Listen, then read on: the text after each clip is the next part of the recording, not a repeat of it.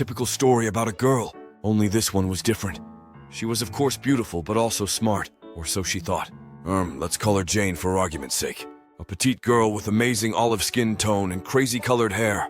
Jane was an author, and her stories were like a roller coaster. They would have you on the edge of your seat one minute and shocked to the core the next, before plunging you down into the depths of despair at what was happening to her poor characters. Due to her popularity, it gained her some uninvited attention from crazed fans from time to time, and in her casual way she shrugged it off, claiming they read too many of her books and overthought most things. That was until the bodies started showing up. In later books, her tone changed, and instead of the fun, free, casual romance novels that made her famous, things had started to twist out of shape. The darker side of things had become her underlying themes of her works. All about basements and hurting people. That's why, when the bodies showed up just as they were described in the books, the link to overthinking fans was made.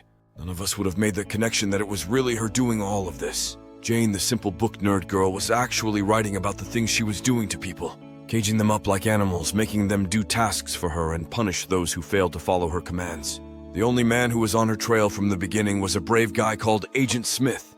He always had his doubts about little Jane. With evidence vanishing from time to time, it was hard for him to track things down to have solid evidence. Then one day, as he went to follow poor Jane, he vanished without a trace. His phone was tracked by the agency days later and was pinged being in some Central African country.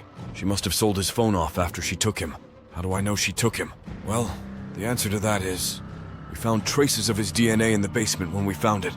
Sweet little Jane turned out to be one of the biggest serial killers of our time. She had butchered at least 30 people in her basement of horrors and wrote stories including all of them. The trial lasted around 2 months. The 12 jurors were sick to their stomachs when the evidence was brought forward. Would like to say this has a happy ending and she got jail time, but somehow the slippery, innocent-looking Jane was a masterful pirate in disguise, slipping away from the guard during transport. Somewhere out there, she is setting up another basement and another series of books about what she is doing. So to all those dumb men who think they are outsmarting that pretty girl on the dating apps with your shitty lines, remember one of them might be her. You could end up finding yourself in a basement real soon.